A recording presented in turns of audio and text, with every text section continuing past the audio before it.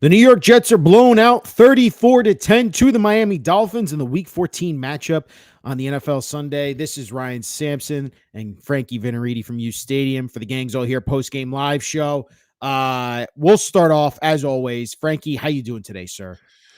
I'm doing all right, man. I'm doing all right. I'm a bit congested. I'm not sick though. Oh my goodness. But yeah. It's just the weather, the cold weather. When I was in Aruba. It was really hot. I came here. I'm kind of recovering a little bit from that. But yeah, man. Just an awful game all around. They did recover after those first two drives at Miami. Just put their feet on our necks. And at the end of the day, this is not a good football team. It's not a good football team. We thought they were maybe getting somewhere after winning 3 of their last 5. They're not a good football team, and we just have to accept it and move on.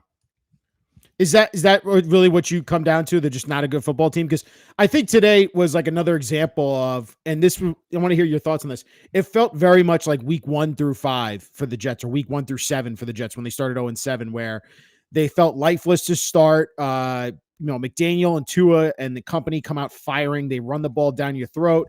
The offense literally got nothing going for 3 straight drives with Tyrod. Just 3 and out, 3 and out, 3 and out. Guys are dropping balls, which causes interceptions. Tyrod's not hitting guys. And then defensively for the Jets, they just didn't show up today, Frankie. I'm curious your thoughts on what you saw, because I'll start there, and I think it's a big talking point is what the hell happened to the Jets defense again today, where they just didn't seem to want to try to stop the run at all. Yeah, man. I mean, dude, this is a common theme with this Jets team. This Aaron Glenn, Steve Wilkes defense. If you do anything regarding misdirections, they're out to lunch. They cannot defend against any misdirection. And that's what Mike McDaniel does a great job of. He's a master at misdirection. He learned it through his tenure in the NFL before that, where he came from. They're about misdirection, that San Francisco system. And misdirection, not only in the pass ride, but also in the run. The run, they'll do things where they'll have pulling guards and tackles, and they'll counter it to their backs. And it didn't matter who was playing running back today for the Dolphins against the Jets. Jalen Wright, not anything special, had 107 yards on the ground. Crazy. When Achane came out. Good thing Achane came out, because Yeah. I told you this. He would have rushed for over 200 yards today if he played in this game. Yes. 7 rushes for 92 yards. He was averaging 13 yards a carry, Frankie, before he went out with the injury with the rib injury. Yeah. I mean, I think you put it point blank. It's Aaron Glenn is speaking right now in the media, and he says this game was definitely disappointing. Really hard to try and put this in words. I didn't have these guys ready to play. That's an indictment on you, sir. Like, I think all the goodwill and all the good feelings that maybe Jets fans were starting to build with Aaron Glenn and company, because they started showing up in these games and they're playing tight games, have completely fallen off. I mean, you're talking about a Miami Dolphins team. I understand they're playing better football, but 5-7 coming into today. They're not world beaters. They're not a playoff team right now. They're in the hunt, because the AFC is a joke right now in terms of everyone is just trying to fight for some kind of positioning into the playoffs. There's no clear-cut leader. I mean, you're talking about Denver and New England are the best teams in the AFC. I don't think a lot of people put stock into Denver and New England winning the Super Bowl this year or representing the AFC, because it is so wide open. So Miami, by no means, is a Denver or New England. I wouldn't put them in Kansas City territory. I wouldn't put them in Buffalo territory. You put them in the bottom of the AFC, I would say. They're in the barrel of the Jets and you could say the Titans and whatnot, because they've been a dysfunctional mess all year long. Like, their coach has been argumentative by fans of, like, he should have been fired. So when they come into your house, where Tua is what, Frankie, 0-7 in when weather games are 46 degrees or lower, the temperature, and they ran all over you. They ran all over you, and the Jets just looked really pathetic today. Like, that's the truth of it all. Like, if this is an indictment on Aaron Glenn, like, you're talking about a guy in his first year as a head coach. You finally found some semblance of success by winning 3 out of the last 5. You're competing in some of these games against Baltimore, right? And then you come into today where Miami's coming into your house. You have the weather advantage to your what you want. Miami doesn't like playing in cold weather. They don't want to play there. They don't want to play tough football. And the irony of it all, Frankie, is that they come in and they out-toughed you. They out-physicaled you. They out-hustled you. They did everything right in terms of we're going to dominate the line of scrimmage. We're going to run the football down your throat, and you're not going to be able to stop it. There was no pursuit whatsoever from the linebackers. I think the Jets have a serious issue at the middle of the defense and at the secondary level and at the third level. They need true game changers on all three levels in terms of guys that are willing to sell out, be physical at the point of attack, and know that they have to throw their bodies into these tackles in the offensive line to cause stopping the run. And right now, the Jets, they look really soft, Frankie. And that's where I think I'm really concerned, is that Aaron Glenn's defense took a massive step back again today. Yeah, man. Yeah, I agree with everything you just said. Now, think about Miami coming into this game. They're on the road in that cold weather condition, and they punch you in the mouth. First drive of the game, 4 plays, 69 yards, touchdown. We get the ball back, 3 plays, 3 yards, punt. They get the ball back, 5 plays, 80 yards, touchdown. We get the ball back, 3 plays, 6 yards, that interception that Tyrod threw. Mason, catch the ball. Yep. Yeah, he had a rough day, even though at the end he started putting some plays together. Mason Taylor, catch the ball. By the way, this nightmare doesn't end in terms of a nightmare first quarter. They get the ball back after they got the interception. 6 plays, 29 yards, touchdown. We get the ball back, 3 plays, 9 yards, punt. Now, if they didn't punt, which led to our punt return touchdown by Isaiah Williams, which, by the way, the guy's fantastic. I hope he sticks around here as long as possible. A lone bright spot in the Jets today. Oh, yeah. One of the lone bright spots all season. The guy's phenomenal. The special teams in general. That's true. Shout outs to them. They even had that fake punt, which I've never seen a fake punt like that. We'll get into that later, but that was unreal. If Miami didn't punt on their last possession in the first quarter, it is probably the best first quarter I've ever seen a team play against us. They have never scored, Miami, this decade, the last decade, 21 points in a quarter. They almost had 200 yards, 199. The game was over. The game was over. Yeah. That's it. After the first quarter, 21-7, it was done. The Jets aren't going to be able to keep up. They're not. No, they were not able to keep up with the Miami once they were down 21-0. And then what's funny is, so that's the Frankie just brilliantly laid out the beginning of how this game started and really how the game was over at that point where it's 21-0 and the Jets are trying to deal with that. But the fact of the matter is Tyrod goes out. So let's talk about that, right? So the defense didn't show up today. They didn't want to stop the run. Didn't want to handle Miami's misdirection.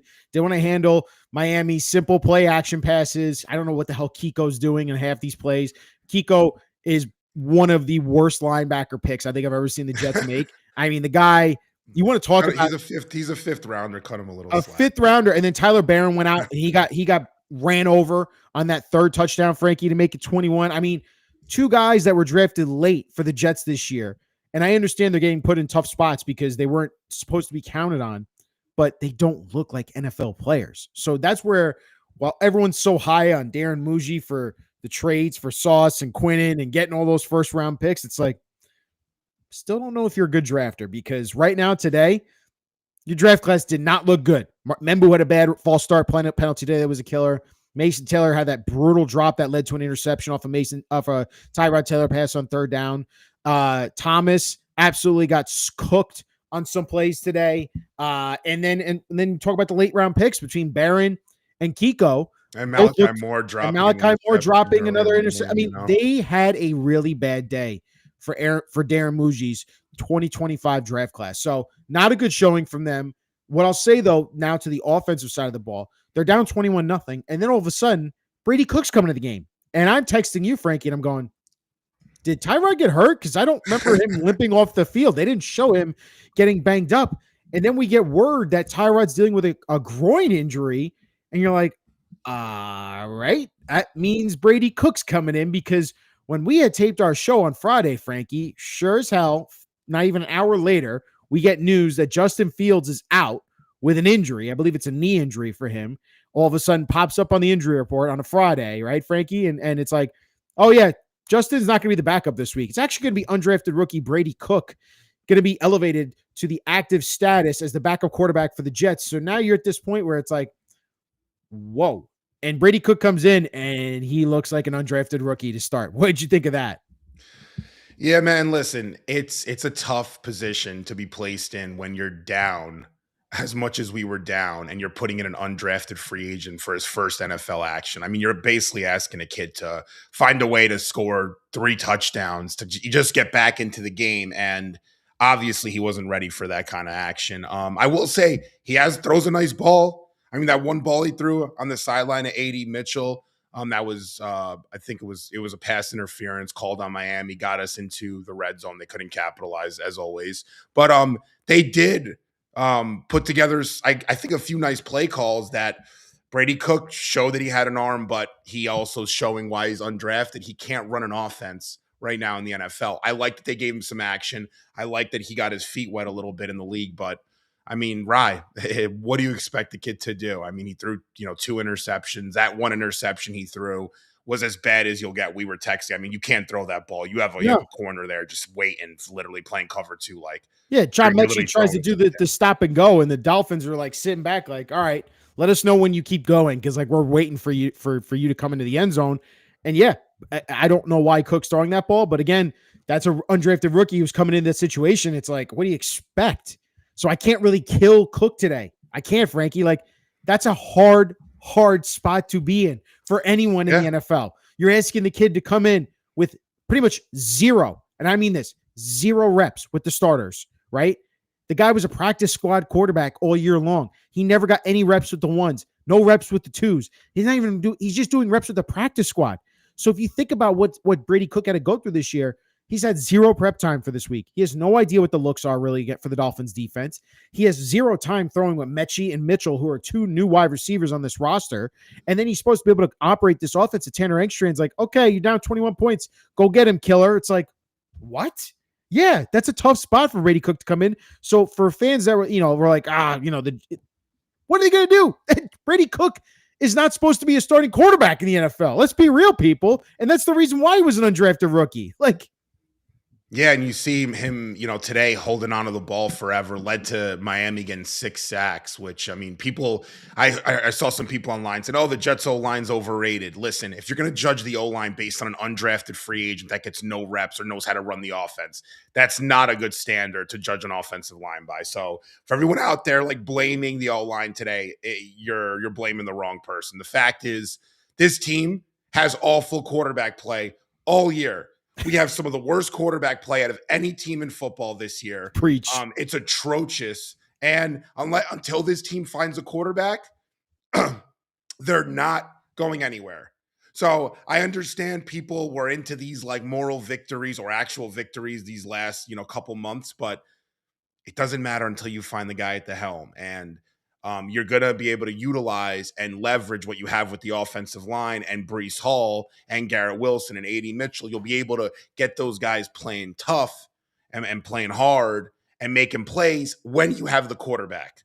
So we can never really judge this team until we have a quarterback.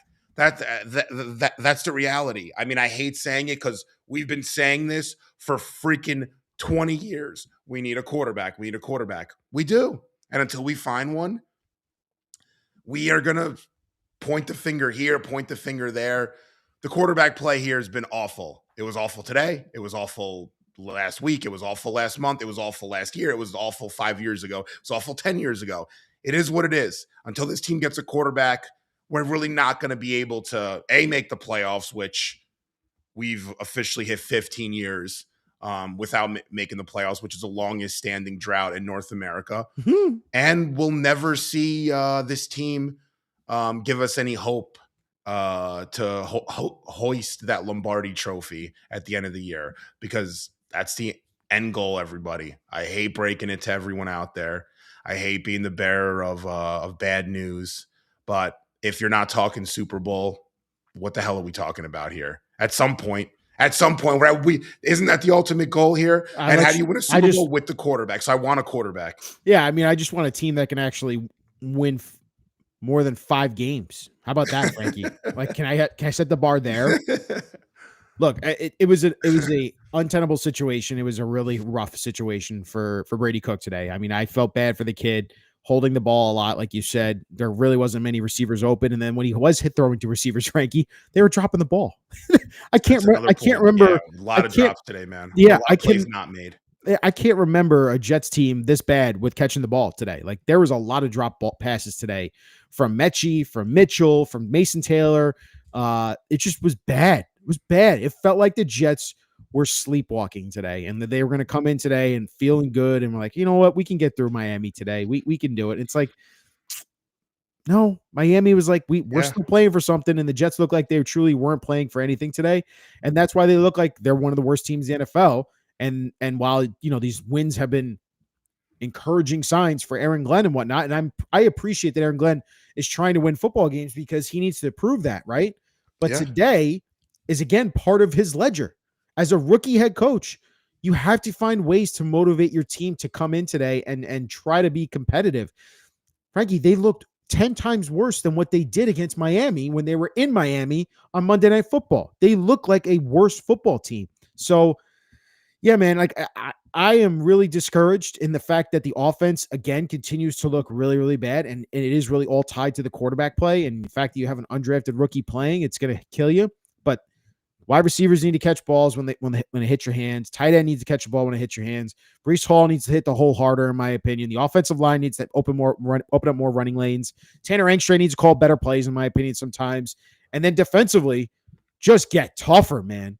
Be more physical. And the linebackers, they need that. Yeah, the linebackers need to show up. Like it feels like Sherwood is on a one-way lane right now to a one-year extension and then get his ass cut or traded because he looks awful. And so does Quincy Williams, and so does Kiko. And how about who's 53 dropping an easy pick 6 today? How about that, Frankie? 2? Yeah, Michael Walker. Michael Walker.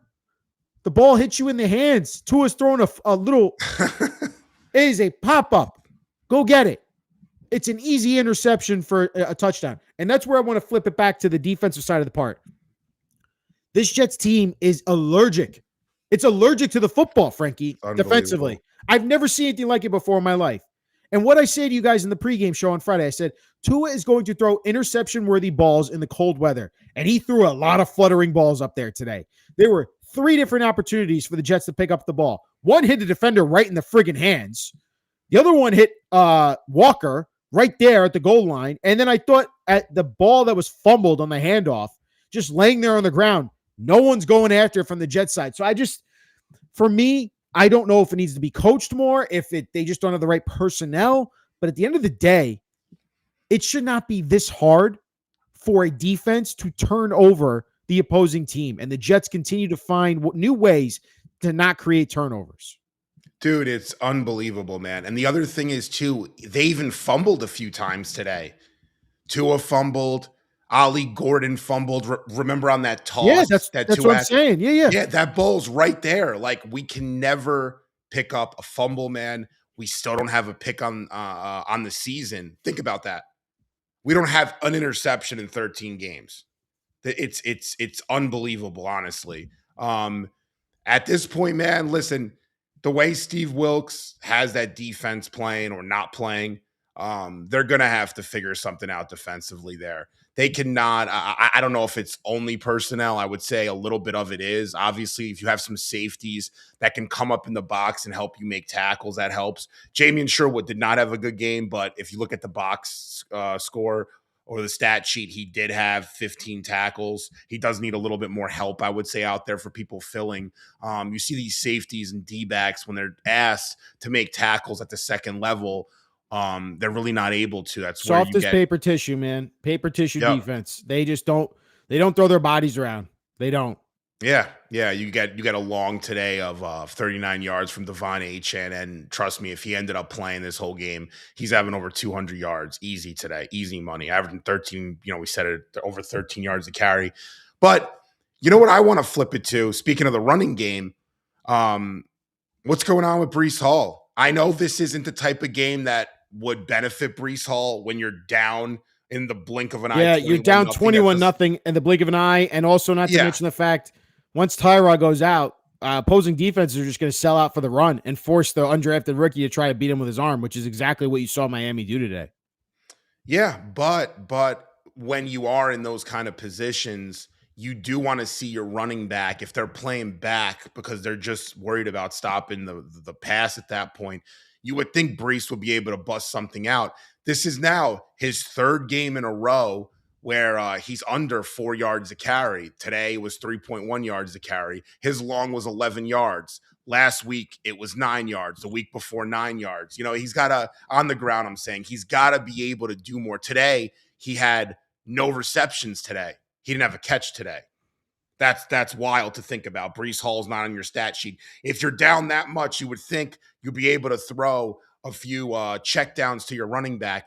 I don't know what the disconnect is with what Tanner Engstrand wants to do and Brees Hall, but I think now that Justin Fields isn't here anymore, starting, I don't know if they understand how to get Brees the ball, effectively, or they're not trying to for whatever reason. There's no reason Brees Hall has 0 catches today when you're getting blown out like that. There's no reason he only has 14 carries today. He only managed 43 yards. I mean, listen, the game was over after the first quarter, but you got to get Brees somewhat involved, right, Rye? I mean, he's your best offensive player by a long shot, by a mile. Like, where is he today? Listen, I think it was a rough day for him. It was a rough day for the offensive line in terms of establishing the run.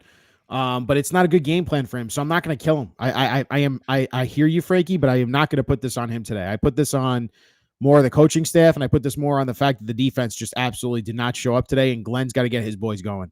That's where your specialty is. Yeah, no, I agree. You came over as a defensive coordinator. Your specialty is supposed to be defense. Your specialty is supposed to be motivating players, is it not, Frankie? Like, you should have been getting your guys going. That's what you have been preaching to everyone here. I'm going to coach these guys like they've never been coached before. I'm going to get them to play the best football they ever played in their life. When's that coming to fruition? Because right now, giving up 240 yards rushing is embarrassing, Frankie, in today's NFL. Yeah. It's embarrassing. Their starter got knocked out. I mean, Jalen Wright, I was telling one of my buddies on via text, I'm like, this guy can't read a hole for his life, Jalen Wright. But against our defense, you don't need to read a hole. You're still going to get over 100 yards if you get over 20 carries. So, yeah, I'm trying to understand. Sorry to cut you off there, but I'm trying to understand what this defense wants to do and how they think that what they're doing on a week-to-week basis is anything. Is building anything towards a winning football program. What do they do well next year? I'm asking. I don't know. Now with Quinnen not there, they're not stopping the run. The linebackers wasn't helping them stop the run either way. They were bad against the run with him. Yeah, but you see it now. Now it's getting even a little worse, though, Rye. Like, you're able to get away with it a few weeks, then teams start understanding that these D tackles up front aren't able to really stay in their gaps. Your edges. I know you want to talk about this. Go ahead. Will McDonald.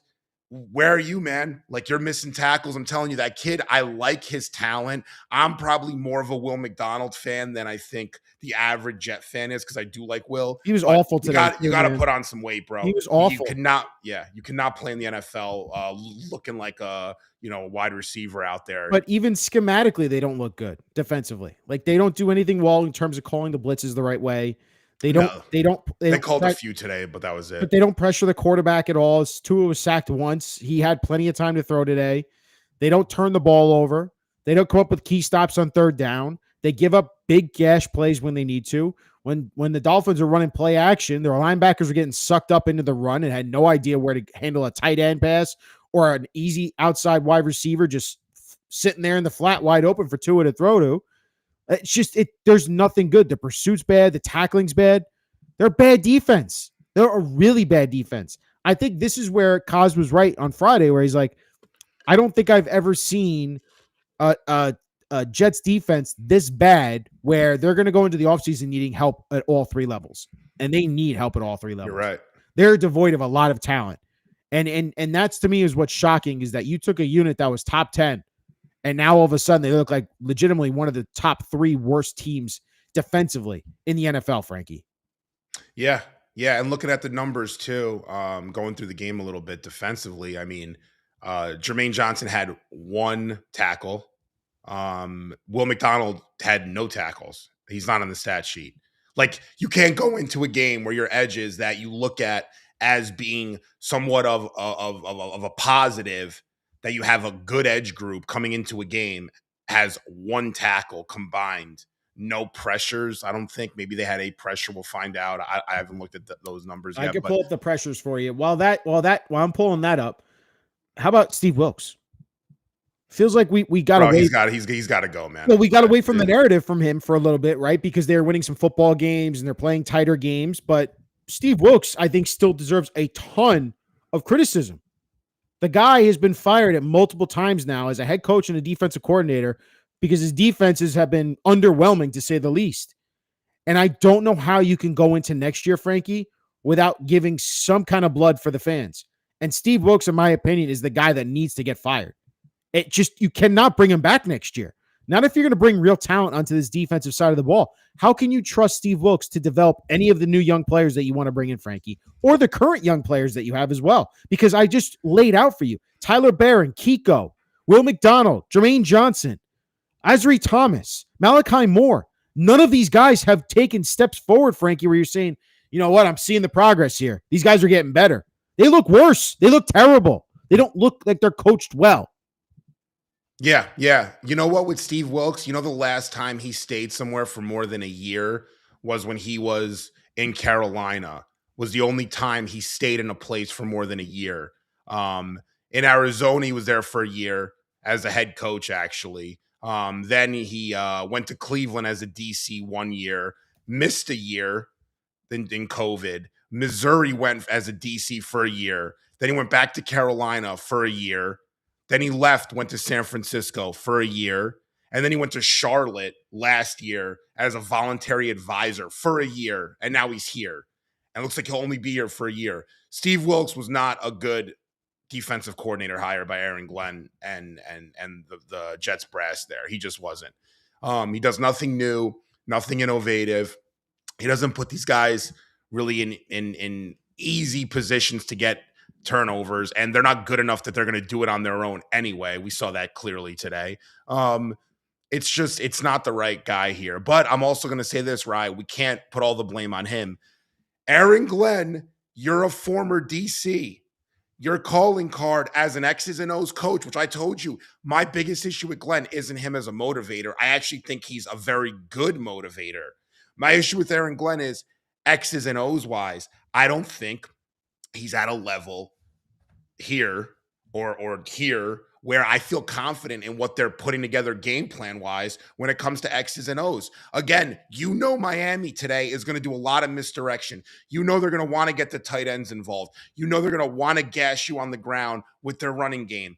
They do exactly what we thought they were going to do. Greg Dulcich had a huge first half. Darren Waller had a big catch in the game. Jalen Waddle just kills you on the crossing routes and these misdirections, and they just run you to death. 40-plus carries for 239 yards and 3 touchdowns when their starter got hurt. Like, that's just – Miami ran the game plan that they had to run to beat the Jets, and by doing that, they almost blew us out. I think they would have blown us out if it wasn't for the – It was a blowout. 34-10's a blowout, my friend. That's 24 points. Yeah, you're right. You're actually right. 3 scores. What are you talking about? That's a blowout. It's a blowout. They got blown For out us, at home. It's not a blowout. For us, I don't understand how Jets fans were still there. The Jets fans were still there at friggin' home watching the game in the fourth quarter. I was watching with my father-in-law and his cousin, and we're like watching the game, and they're diehard Jets fans too. Former season ticket holders for 20 years, back in the 80s and 90s. And they're like, Ryan, don't get your hopes up. Like, never. And like, it's sad and depressing. They've done this for us for four fucking decades. This franchise has done this for us. And this is on Woody Johnson, man. It's on Aaron Glenn, Woody Johnson, Steve Wilkes, all these guys. For all of them who thought they could take this on this year. And again, Aaron Glenn can try and turn the ship however he wants and say that, oh, I didn't say that. And when Jets fans will be proud of when we win football games. But he's changed the narrative quickly. And you could see it. He's turned it full into, well, it's going to be a long rebuild, fellas. Yeah, give me time. I need time to rebuild this. Meanwhile, in the preseason and when he first got here, it was all about, I'm here to win. We're going to win. That's what my job is here. We're win football games. Get out of here, man. Get lost. What did he say, Rye, about Will McDonald? Remember when they asked him, Oh yeah. "What are you gonna? Go Why ahead, did Will Frankie. McDonald have a down year last year?" He goes, "It's coaching. It's all coaching." All right. Well, are you coaching him up? He had no freaking stats today. Will McDonald did not register a stat today on the stat sheet. That's coaching. You're 13 games into a season.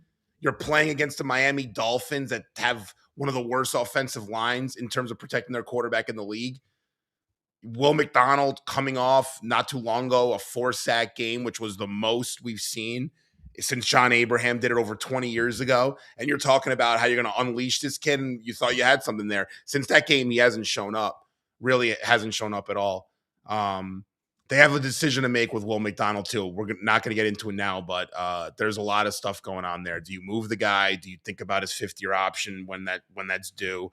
Not due yet, but I'm just saying they're going to have to make those tough decisions with Will McDonald because he's starting to become a player that fans seem to think doesn't A, fit here, B, is not the kind of edge that that's sustainable. That kind of plays not sustainable in the NFL. You can't be an undersized edge and you play these phenomenal games against subpar tackles, but then when you're in games against teams that are playing tough or wanting to beat your behind, like the Dolphins came in today with that sort of mentality, you just completely disappear. Like you can't do that. Yeah, I can't tell you how many times I saw the number 9 running back by the safeties, and I go, wait a second, why is Will McDonald chasing the running back over here? Oh yeah, that's right, because he just let the running back go right past him on the line of scrimmage because he can't set an edge. Like it's just his numbers should be in the backfield chasing after the quarterback. So that should just tell you everything from the peripheral and seeing it from an eye test. Will McDonald's been bad. Besides those few blips on the radar, he's been good. With the kickoff, the blocked kick for a touchdown that he had, which was a freak play, the 4-sack game that Frankie's pointing out. But overall, like it's disgraceful that the Jets put out that kind of effort today, man. Like they look like the worst team in football today. I can't overstate that enough. You know what they did today? If you look around the league, look at what the Titans, they just beat the Browns today. Yep. That's not for all right. So getting into the tank a little bit, I know we got some pro tankers. Cleveland losing was not actually good for us because we're not going to jump Tennessee. We're more likely than not going to jump Cleveland. If they won, we could, I'm saying. So yeah, that's what it looks like. Damn, the Giants got the first pick, baby. Yep. Giants got that's the first actually pick. better. That's actually not that actually could work in our favor a little bit because the Giants aren't going to look at a quarterback for sure. Well, Tennessee's not either. So, but you have both those kind of picks that you can look at to trade up if you want. So for those of you who will listen to this later, but everyone here on YouTube, we're pulling up the tankathon right now. The Titans beat the Browns today, which means that they actually slid up to the second pick. So now the Giants are number 1 pick. Titans are second. Both teams do not need a quarterback. The Raiders do need a quarterback. They're playing the Broncos today. The Browns most likely need a quarterback. They're at 4 spot unless Shador somehow proves something. The Saints need a quarterback most likely since they took Tyler Shook, his second-round pick. The Washington Commanders do not need a quarterback. And then you got the Jets at 7. Now, the Jets do play the Saints, which could be a key game for them later on this year in a couple weeks if the Jets want to try to move back up the board. But yeah, right now you're Saints. You better don't be so sure about that. I think they need a quarterback, but they just beat the Bucks right now with Tyler. No, that's what I'm saying. I think the Saints need a quarterback. I don't know though. Some people think they don't. Some people think Tyler Shuck, they should give him another year. They just beat the Bucks today, right? I know. They may get a quarterback later on in the draft. I could see them getting like a guy in the second or third round to compete with Shuck there, but because Spencer Rattler's a free agent. But I don't know if they're going to be a team that is going to look at a quarterback up there. I think they should. I'm with you there. I do. If it's up to me, I'm looking at a quarterback, but they like Tyler Shuck there, and he just beat Tampa. They beat him today, which, I mean, that's crazy on the road. Yeah. Crazy, yeah. So, yeah, I mean, you got the Browns and the Raiders. You're pretty much – it's the Browns, Raiders, and Saints who you're wondering, like, can you finish with a record worse than them so you can have a pick where you have a chance at Fernando Mendoza, who, by all intents and purposes, after yesterday's win against Ohio State, has probably locked himself into the number 1 pick as the quarterback, but – This is all where it's boiling down to, Jets fans. For the Jets, they don't have a quarterback. They, I mean, look, Tyrod Taylor is an often injured quarterback. Today shouldn't shock you that he got hurt again. And then you had Justin Fields get hurt during practice, hurt with a knee injury, popped up on a Friday with a knee injury. He's out, and they elevated Brady Cook. Now, would it shock you, Frankie, if the Jets decided to go with Brady Cook the rest of the season? I don't know. Part of me thinks they're going to go back to Justin Fields. Do you think they go back to Justin Fields the rest of the season? No, man, I don't. I think it's between Tyrod and Brady Cook. I think Justin Fields made it clear he has no intentions of playing quarterback for the New York Jets, or no intentions of playing at all. They asked him, "Would you even play in a wildcat situation or be a situational quarterback?" And he basically said, "No, I'm not interested in doing that." So, yeah, that's basically telling the team like, you guys guaranteed me I'm your guy, and then you kind of turn your back on me. Screw you. You think I'm going to help you now? He ain't gonna be the starter. It's gonna literally be. I think if Tyrod's healthy, I think they'll go back to him. But if not, it'll be Brady Cook. I think we've seen the last of Fields as a New York Jet quarterback. Yeah. Considering they gave him $40 million and the fact that he's not willing to play that wildcat position, like it's kind of wild to me that you have that kind of, I don't know, like ego to say, yeah, I'm not going to come in and be the wildcat option for you. Like, dude, you took the money from the Jets. Like, you could have easily chosen to take the money from the Steelers who offered you a contract instead. You thought you were going to be a starting quarterback. You played the worst in terms of QBR, in terms of passing in the NFL for multiple weeks. You led one of the worst passing offenses in the history of the NFL, you could argue, and you got benched, rightfully so.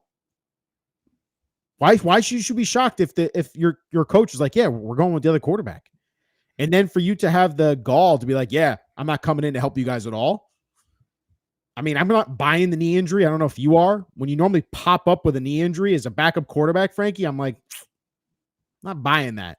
So part of me thinks him and his agent are playing a game where they're like, I don't want to go in, risk getting injured in a wildcat play as a running quarterback because that is his style, and he's more prone to get hurt that way. So I think he's probably trying to protect himself for eventually when the Jets post June 1st cut him, and then he becomes a free agent and gets assigned somewhere else. But it's not a good look, man. It's not a good look for him. It's not a good look for Aaron Glenn again, who chose Justin Fields and chose to go with this quarterback room. Well, that's the issue when you guarantee an average at best player a spot and don't make it an open competition. Now, would Fields have came here if he wasn't guaranteed the job? I don't know. Probably not. But with that amount of money on the table, what other options did he really have? It just never made sense to me. Yeah, it never made sense to me. You're not good enough. We said it in the offseason. You're not good enough, in my opinion, and you agreed with me, I think. You're not good enough to just hand this guy the keys. We asked Kaz how many times over the summer, what's going on with these reports? Fields looks that bad. And obviously he did look that bad because he played that bad when he was here. So, but don't tell Jets fans that. There's a lot of Jets fans who get mad when we criticize Justin Fields' play. There were no better options. You guys don't know what you're talking about. You guys were all praising Justin Fields when he signed. No, we didn't. Like, listen, we said there were no better options because the Jets didn't want to go after Kirk Cousins. They didn't want to go after Jacoby Brissett. They didn't want to go after Mac Jones. They chose to go with Justin Fields. We try to support it because we're blind, dumb, idiot Jets fans who try to support this team no matter what because we're desperate for good quarterback play. And shame on us for not believing what we really believed, which was Justin Fields is not a good quarterback. He can't throw the football. Guys, he can't throw the football. That's why they're asking him to play in Wildcat. So for him to and he's not I mean, I said this and Kaz kind of wrote about some things and mentioned some things that pointed to this. He's also not a good leader. No. Like, let's just call a spade a spade. Yeah. He is not about the team first. You saw it with what we just brought up about look what he's doing right now. Yeah, would you play Wildcat or would you contribute in a running fashion as a quarterback too, coming in games? And he said, no, I wouldn't. Is that the kind of guy you want? I mean, I always questioned his leadership from the time that he got drafted. Now, does he have an excuse to be made saying that a team really never bought into him and gave him all the right pieces and, gave him the proper tutelage to become what he thought he could become, or some pundits did out of the draft? Yeah, because out of the draft, he was one of the, best quarterbacks Ohio State had in a bit, and he was the 11th pick. He had something, but let's not kid ourselves and think that was like a good idea. It was a stupid idea. It was a stupid idea. It was a waste of money, but it is what it is. The Jets aren't the first team ever to guarantee someone $30 million and it literally blow up in their face. And somebody brought up too, shout outs to the chat gang, by the way. I appreciate me and Ryan obviously appreciate everyone still tuning into these. But Tyrod had a phantom groin pull. Somebody just brought up comment. All right, let me just say this. I don't know if that's true or not. I would say probably not. Why? Groin injuries, there's not one thing that you can look at or you can see on film that points to someone pulling their groin. You could be jogging and you make a slight little shift in your body and you pull your groin. I know I've had a ton of those injuries, groin injuries specifically when I played ball. So you don't even know sometimes. You could be getting up the wrong way or walking. You're not going to see on tape someone pulling their groin. I'm just throwing that out there. So if that's the phantom injury they wanted to come up with, that's the best one, because you're never going to know the play someone pulled their groin on. It's like the hardest injury to diagnose from just looking at a play. It makes sense. I mean, look, I don't disagree with you. I think I wouldn't go that far to say Tyrod had a phantom groin injury there, but I will say I don't believe the Justin Fields injury for 1 second. I don't believe that he has a knee injury. I don't believe that he has serious reason to be out. I think the Jets are also probably done with him too. I think they're probably fed up with his mood and mentality, and are like, you know what? If you don't want to be a part of this, then we will gladly move on to the next quarterback. And that means Brady Cook gets an opportunity. That's what Brady Cook gets an opportunity. Look, at the bottom line, Jets fans, today was, again, a unwinnable game in terms of being down 21 points, and you have your undrafted backup rookie quarterback coming in with 0 reps with the starting offense, with any of these wide receivers and weapons, with this offensive scheme, really, let's be honest. So it was an unwinnable game for the Jets, and that's why they got blown out 34-10. But the bigger reason is that the defense did not show up today. And was completely pathetic in their performance. Frankie, as we wrap up here, let's give some flowers out to some people. I'll let it start off with you. Who are you giving your flowers out for the Jets today?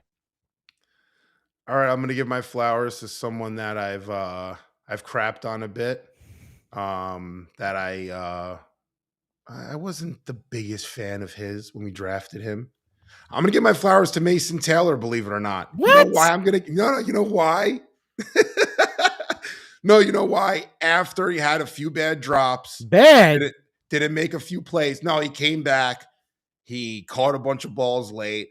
He showed me a little bit. He was back in the game. He bought back in. Wait, if I don't give him flowers, who am I going to? I mean, there's no one else to give flowers. I have flowers for There's literally the only person. Oliver. No. There are two people that should be getting flowers today. I'm going to give it to Mason Taylor. I thought he recovered nicely from.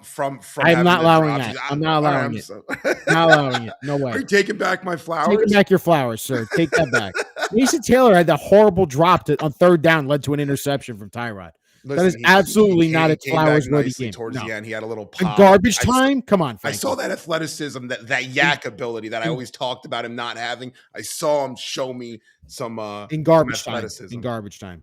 All right, the real person and the real two people that should have gotten the flowers from Frankie and I are Isaiah Williams and Chris Banjo, the two studs and stars of this Jets franchise right now. Chris Banjo, what he's doing as the special teams coach for this Jets team is incredible. The fact that this team has a real weapon in terms of what they do with their special teams in the kicking game, the punting game, the return game, it's incredible. The Jets are on top of it in terms of special teams. They have found a true gem, and that is the one thing I can give credit for Aaron Glenn, is finding Chris Banjo and making him the special teams coach, who is so young, a guy who's coming in here and leading this unit. And the fact that he's able to take a guy like Isaiah Williams, who had a horrendous start to the year in Miami with a fumble and fair catching the ball inside the 5-yard line, that guy has turned into a real weapon in the return game. And I feel like the Jets actually have a special teams unit that feels like 2008, 2009, 2010 all over again with Mike Westhoff, where good luck if you're going to kick this ball to this Jets special teams unit, because they can take it to the house at any moment. They have really good blocking scheme. They have good gunners. They know how to place the ball within the 5 or 10 on the punt game. They know how to change the field of position no matter what. So I think you have to give a lot of credit to both of those. One, Chris Banjo as a coach, and two, Isaiah Williams as a player. Both those guys getting flowers from me today. Listen, those are the proper flowers to give out today. I'll say this too: that fake punt. What a unique way to do a fake punt. I've watched football forever. I've never seen a fake punt like that where you snap it to the up back. The up back goes and has, I don't know, was it the other up back or the gunner that kind of shifts out and plays off a toss, like plays off a pitch, like an option, a punt fake option is basically what they ran, which is like super interesting. So yeah, they play hard, and other teams know that. You see that, like when you're playing the Jets, you're always nervous about punting to us or kicking off to us, and they have their own little thing going on there. I hope it can last. We want to see this last next year and the year after. I think with Chris Banjo around, it's like what you said with Westhoff here those days. I mean, the special teams always was something that we would win and we would pride ourselves on. And I love that because I think for the Jets to be a good football team again, I think that has to be a unit that is strong for us, especially in the Northeast and stuff. It's always important. Dude, I mean, look, that's why they won a football game this year against the Browns. 2 returns for touchdowns of special teams, one on the kickoff and one on the punt return by Williams. So they legitimately have a weapon in the special teams. It's a real X factor for the Jets, and I love that it continues to just get better and better each week. And yeah, man, I think if you can bring that over into next year and hopefully build something on defense that's resembling an NFL defense and actually looks like he can make some stops and create some turnovers. And then if he can find a quarterback, special teams is a privilege, man. And I don't think a lot of people understand like how important special teams plays in an NFL game, and it really can change momentum. And I think that's why, again, the Jets should be really, really proud of what they've built with Chris Banjo and company. So, look, 4 more games left. Jaguars, they're at Jacksonville. Oof. They're at the Saints. Then they're home versus the Patriots. And then they're at the Buffalo Bills to end the season. Frankie, bottom line, after today's performance, what makes you believe the Jets can win another football game this year? I mean, does it matter? I hate saying that. I really do. I mean, I'm rooting for everyone there to get better. What gives me hope, I think, is Garrett Wilson, I guess, coming back next week. And I'm telling you, he's going to come back next week. So for everyone out there thinking they're going to put him on ice for whatever reason, that's not happening. But yeah, Garrett Wilson's coming back. I want to see Garrett and A.D. Mitchell. With what, Brady Cook? Yeah, hell yeah. Fuck it. Roll him out. Okay. Do it up. Sorry to curse. No. I'm like, wow, okay, you're into the Brady Cook. No, run it out. Like give him all first team reps this week. Give him all first team reps. Let Tyrod sit. Obviously, with that groin, it's probably going to be a week-to-week thing. He's going to be a little sore. Let him sit. Let Brady Cook rock out. Put Garrett out there. A.D. Mitchell. Let Tanner run what he wants to run, and let's see what it looks like. Again, I love Tanner Engstrand. I've been talking about him forever. Let's see what you're putting together the last month. Everyone is on notice right now. There's no one that deserves a free pass going into next year. Everybody, besides Garrett Wilson and the tackles and maybe Tittman, nobody on that team, and Mason Taylor, nobody on that team deserves just a pass that they're going to be able to start next year. And that includes coaches. Every single coach. Earn your keeps. Let's see what you want. So Tanner, run your offense with Brady Cook. If he throws 4 or 5, interceptions next week because he's inaccurate, that's on him. But let it rock. I'm sick of waiting for this team to like kind of let it loose, man. Play fast and loose. It seems like Brady Cook wants to. He's a little bit of a gunslinger back there. Let him gunsling. If he throws 5 interceptions, let it be. But throw it. I want to see Garrett down the field. I want to see A.D. Mitchell down the field. John Mechie, I don't want to see that much anymore. How about that? Let's wrap that up there, right, Frankie? I'm so glad you brought this up. I don't want to crap on the guy, but look, I mean, it's been a tough go of it for John Mechie in terms of his career. But look, this was something Frankie and I talked about on Friday with Kaz. And it's something I think a lot of Jets fans have overreacted to with 2 weeks. And this is something I said to Frankie, I think after after the Ravens game where Mechie goes off. And I said to you, Frankie, I go, Frankie, I need to see it consistently because Yeah. I've seen wide receivers have incredible games for 1 game or 2 games. Yeah, And then they you're completely right. disappear. Look, John Mechie and AD Mitchell, you saw it today with all the drops in terms of not getting much separation where they are what they are. They're wide receiver 4s and 5s for a reason. And maybe Mechie can hopefully turn into a 4, and maybe Mitchell can turn into a 3rd wide receiver on this team. But in all actuality, this Jets franchise needs to draft another high pick at the wide receiver position. They need a guy who can go up and get the ball like a T. Higgins. So they need wide receiver talent pretty bad, in my opinion, still. Yeah, they do. I do like the receivers out of this draft. So we spoke about that in our preview show. It's a good wide receiver class. It's a good linebacker linebacker class too. But a good one. Yep, absolutely. Yeah, very good linebacker one. Right. So, you can get a lot of guys in that front 7, which honestly, I mean, we'll have these discussions, but you have to consider. Listen, if you're not going to address everything on offense, it's not a bad idea to take a strong front 7 defensive class and just shoring those kind of positions up, and then you can get cued in 2027 with the offensive pieces, how depending upon how the chips fall there. But you do have 3 first rounders in 27. So just something to look at. But somebody just mentioned on Twitter that if the Jets did lose last week, which I know it's tough to root for your favorite team to lose, but they'd have the 2nd pick right now. So if we were 2-11, we would be right behind the Giants again, by a fraction of a strength of schedule, by literally 0.01.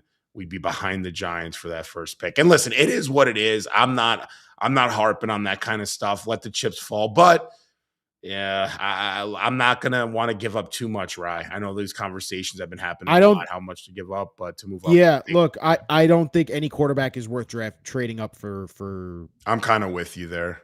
I don't think it's worth it. So we'll get there when we get there. But yeah, the Jets have 4 more games to play out. Like we saw today, the Titans won against the Browns. So yeah, big win. Big win. The Jets play the Saints, which I think is going to really play a huge factor, Frankie, in where the Jets end up drafting this year. So when we get there in 2 weeks, that's when we can really, I think, freak out whether or not these wins are worth it at the end of the year. You know what I mean?